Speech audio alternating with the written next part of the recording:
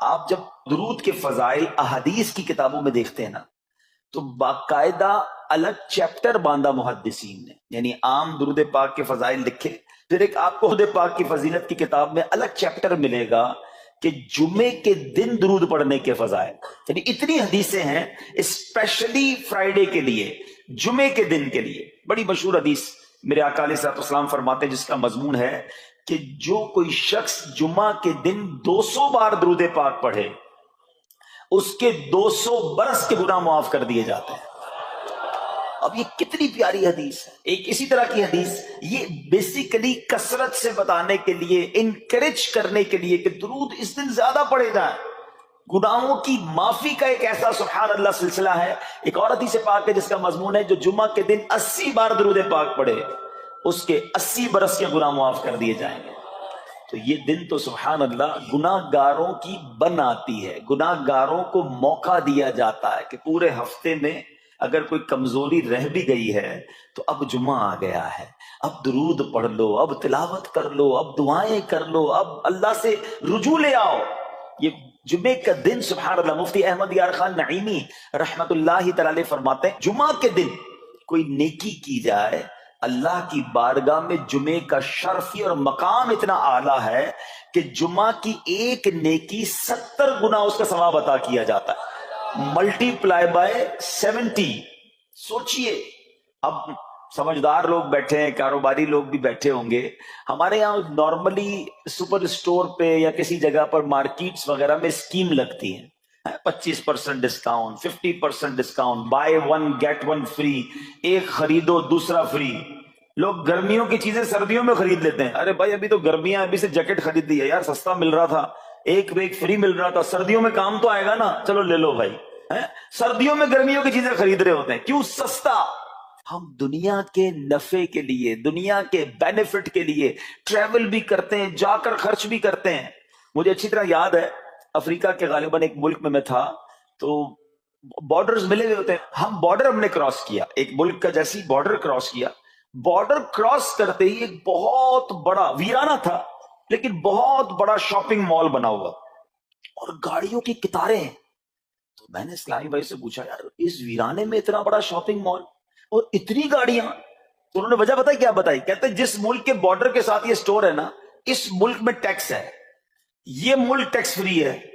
اچھا، اس ملک نے اپنے بزنس کو چلانے کے لیے اپنے ملک کے اندر مال بنے ہوں گے، ایک اسپیشل مال یہاں بنا دیا تاکہ اس ملک والے سفر کر کے آئیں اور پورے مہینے کا سامان اس سٹور سے لے کے واپس چلے جائیں، صرف ٹیکس بچانے کے لیے ایک ایک مہینے کا سامان۔ اچھا، گاڑیوں کی لائنیں۔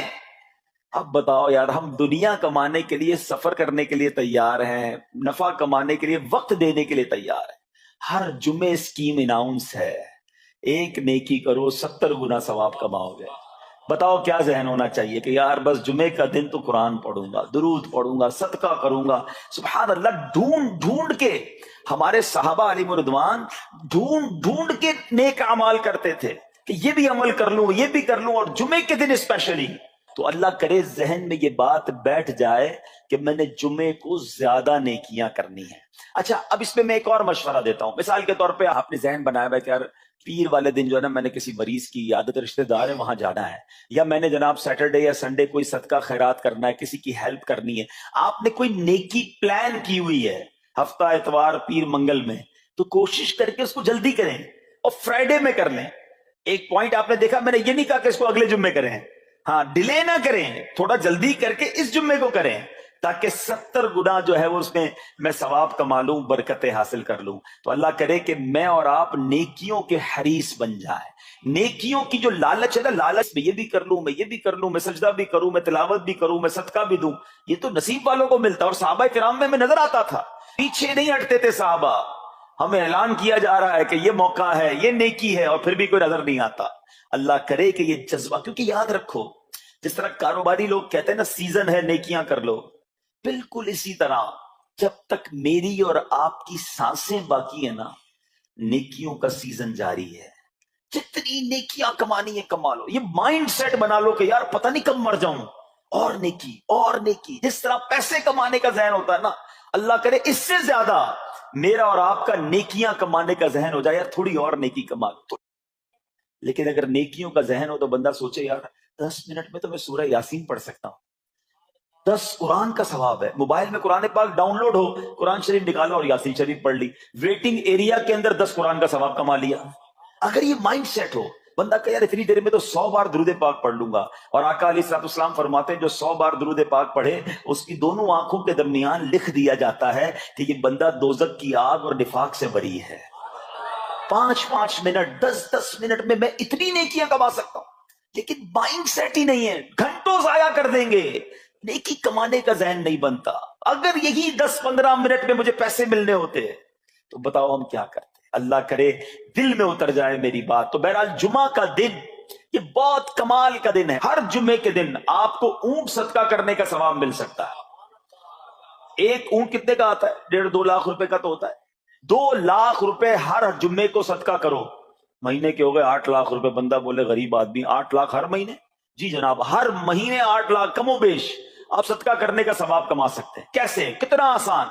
نبی پاک علیہ الصلوۃ والسلام فرماتے ہیں جس کا مضمون ہے جو جمعے کے دن سب سے پہلے آتا ہے اسے اونٹ صدقہ کرنے کا ثواب ملتا ہے، جو اس کے بعد آتا ہے اسے گائیں صدقہ کرنے کا ثواب ملتا ہے۔ اللہ کی رحمت سے ہر جمعے فرشتے مسجد کے دروازے پر کھڑے ہوتے ہیں، اب اللہ سے دعا کرتے ہیں اللہ تیری نوری مخلوق کے صدقے ہم پر رحم فرما، ہماری مغفرت فرما۔ مگر جب امام خطبے کے لیے کھڑا ہو جاتا ہے آقا علیہ الصلوۃ والسلام فرماتے ہیں وہ رجسٹر بند کرتے ہیں اور وہ بھی آ کر امام کا خطبہ سننے کے لیے بیٹھ جاتے ہیں۔ تو جلدی آ کر، کچھ منٹ پہلے آ کر، اچھا علم دین الگ ملتا ہے، ظاہر ہے یہاں ہر جمعے بیان ہوتا ہے، وہ بیان سننے کو آپ کو الگ ملے گا، نیکی کی دعوت الگ ملے گی، اور سبحان اللہ اونٹ صدقہ کرنے کا ثواب۔ تو مبارک ہو انہیں جو جلدی آتے ہیں۔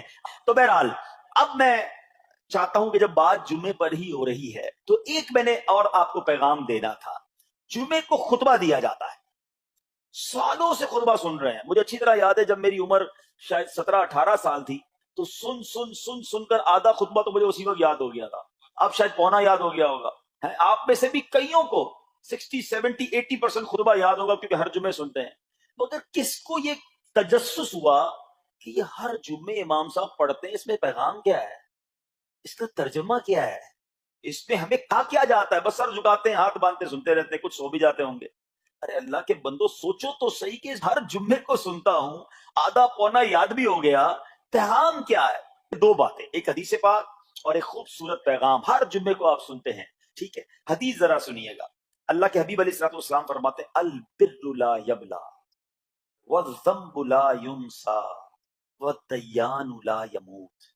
سنے میں نا یہ الفاظ ایسا لگ رہا ہے کہ یار یہ الفاظ تو کانوں میں ہر جمعے آتے ہیں، ٹھیک ہے؟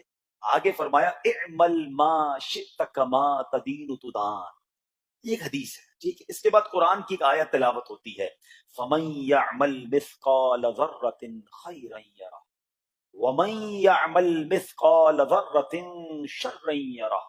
یہ کانوں نے کئی بار، کہوں کہ سینکڑوں بار سنے ہیں، مگر اس میں پیغام کیسا ہے؟ پھر ہلا دینے والا پیغام، بڑا سمجھانے والی بات ہے اس حدیث میں، البر لا یبلا۔ میرے آقا فرماتے ہیں نیکی پرانی نہیں ہوتی، کرتے جایا کرو، یہ نیکی تمہارے اکاؤنٹ میں جمع ہو رہی ہے۔ میں اور آپ بھول جائیں گے، میرا رب نہیں بھولتا، اس کے خزانے بڑے ہیں۔ جہاں نیکی پرانی نہیں ہوتی نا، اگلا جملہ سنو، والذنب لا ينسى، گناہ بھلایا نہیں جاتا۔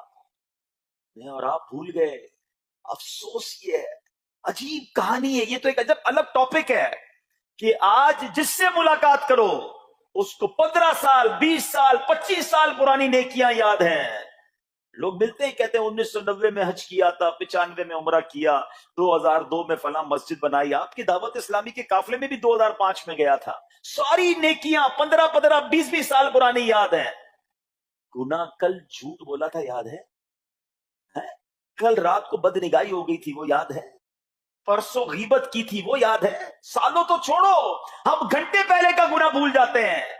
مگر حدیث ڈرا رہی ہے، سمجھا رہی ہے کہ دیکھو وَالذَّنبُ لَا يُنسَى، گناہ بھلایا نہیں جاتا۔ تم بھول گئے ہو مگر کہیں لکھا ہوا ہے، جواب دینا ہے۔ اور آگے فرمایا وَالدَّيَّانُ لَا يَمُوتُ، فرمایا کہ جو فیصلہ کرنے والا ہے اسے موت نہیں آتی۔ اللہ کو موت نہیں آنی، میں اور آپ مر جائیں گے۔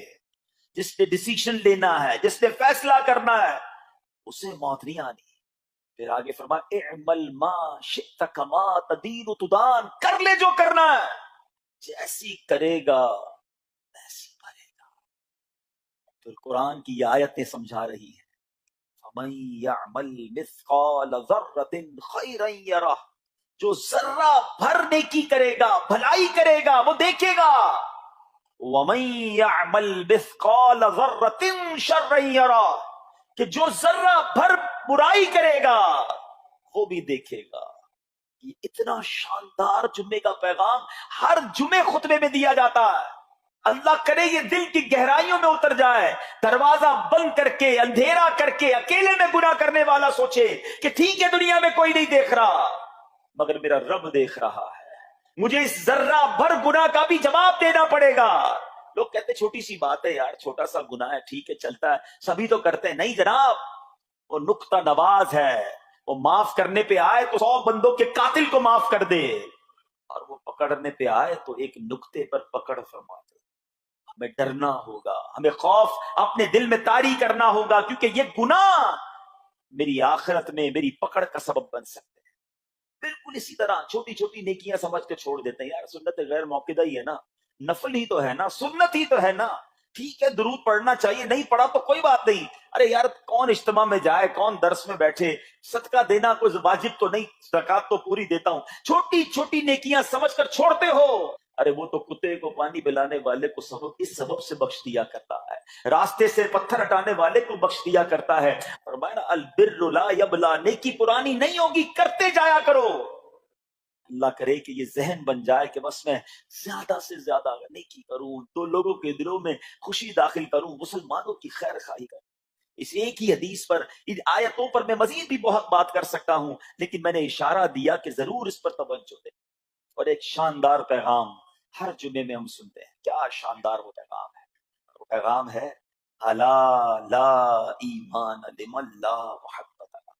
یاد ہے سب کو؟ جمعے میں سنتے ہو نا، اور 3 بار کہتے ہیں امام صاحب الا لا ایمان لمن لا محبت له، الا لا ایمان لمن لا محبت له. کبھی تو امام صاحب کو روکتے حضور یہ ہر جمعے کو پڑھتے بتائیں تو اس میں ہے کیا؟ نہیں ہمیں کیا ضرورت ہے، بس جمعہ ہو گیا بس ٹھیک ہے، ٹائم پورا ہو گیا، فرض پورا ہو گیا. ارے اللہ کے بندو سمجھو تو صحیح اس میں میسج کیا ہے. اللہ اکبر، سنو اس کا مطلب کیا ہے، سنو الا لا ایمان لمن لا محبت له، سن لو اس کا ایمان نہیں جس کے دل میں نبی پاک سے محبت نہیں، ایمان ہی نہیں ہے. ارے جس دل میں نبی پاک سے محبت نہیں اس کا ایمان ہی نہیں ہے. اعلیٰ حضرت امام اہل سنت ایسے ہی نہیں لکھتے کہ اللہ کی سرتابہ قدم شان ہے یہ، انسان نہیں انسان، وہ انسان ہے یہ. قرآن تو ایمان بتاتا ہے انہیں، اور ایمان یہ کہتا ہے میری جان ہے یہ.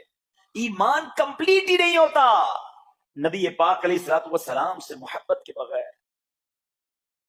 اور یہ بات ایسا لگتا ہے انفارچونیٹلی کہ غیر مسلم جانتے ہیں، کبھی تو وہ سازشیں کرتے ہیں، انہیں پتا ہے. آپ بتائیں دنیا کے کس ملک پہ نماز روکی جاتی ہے؟ نہیں روکی جاتی. مسجدوں کی تعمیر ہو رہی ہوتی ہے، تلاوت قرآن ہو رہی ہوتی ہے، کوئی نہیں روکتا، قرآن چھپ رہے ہیں. لیکن بار بار اگر حملہ ہوتا ہے، بار بار اگر اٹیک ہوتا ہے تو اس لیے ہوتا ہے کہ ان مسلمانوں کے دلوں سے ان کے نبی کی محبت کو نکال دیں. ان مسلمانوں کے دلوں میں اگر یہ محبت رسول رہ گئی تو یہ پھر بھی دوبارہ آ کر یکجا ہو جائیں گے، ایک ہو جائیں گے، نیک ہو جائیں گے. کسی طرح دل سے محبت رسول صلی اللہ تعالی علیہ وسلم نکالی جائے، اور اسی وجہ سے یہ ساری سازشیں کی جاتی ہیں. معاذ اللہ نبی پاک علیہ الصلوۃ والسلام کی گستاخیاں کی جاتی ہیں تاکہ چیک کیا جائے ان پر اثر بھی پڑتا ہے کہ نہیں، کوئی اوپر نیچے ہوتا بھی ہے کہ نہیں، کہ اپنی دنیا میں مگن ہے، اس کو احساس ہی نہیں ہے.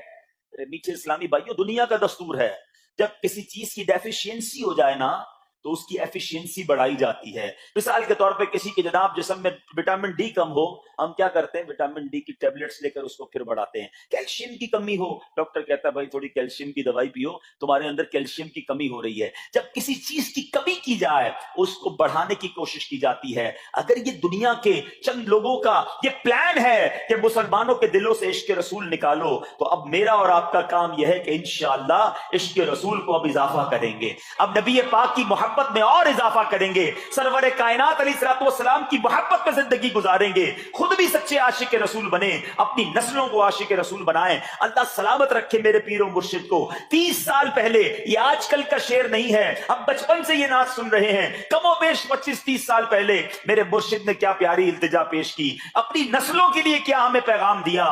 کہتے میری آنے والی نسلیں تیرے عشق ہی میں مچلیں, میری آنے والی نسلیں تیرے عشق ہی میں مچلیں, انہیں نیک تم بنانا مدنی مدینے والے.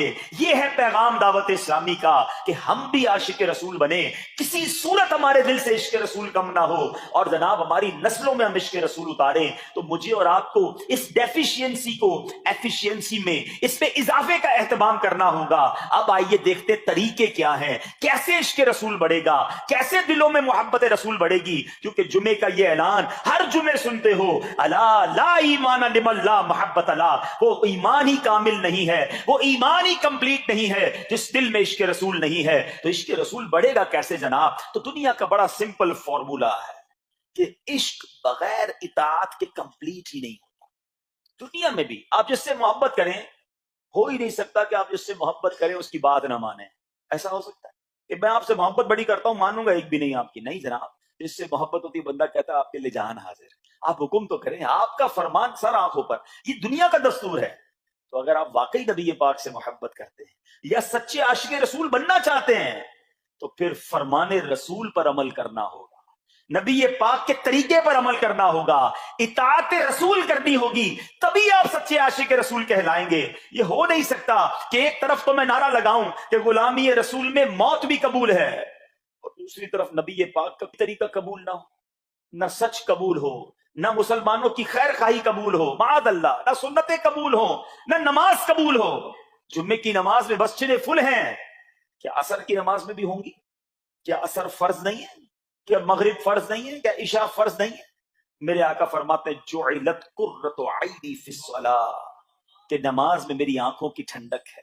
ان گستاخان رسول کو یہ جواب دینا ہے کہ تم جتنی نبی پاک علیہ السلام کی معاذ اللہ شان میں گستاخی کرو گے, دنیا میں تو نیست و نابود ہو ہی جاؤ گے, مگر تم دیکھو گے کہ تمہارا ہر قدم ہمارے عشق رسول میں اضافے کا باعث بنے گا, ہمارے انشاءاللہ نبی پاک کے قریب ہونے کا باعث بنے گا. آؤ نیت کریں کہ آج کے بعد ہماری کوئی نماز قضا نہیں ہوگی, آج کے بعد زندگی نبی پاک کی سنتوں کے مطابق گزرے گی. میرا چہرہ, میرا لباس, میرا کردار بتائے کہ میں کس کا امتی اور کس کا عاشق ہوں. ارے مجھے بتانا کیوں پڑے میں کس کا امتی ہوں, مجھے دیکھ کر پتا چل جائے. وہ شاعر لکھتے ہیں نا, فنا اتنا تو ہو جاؤں میں تیری ذات عالی میں, حضور فنا اتنا تو ہو جاؤں میں تیری ذات عالی میں, جو مجھ کو دیکھ لے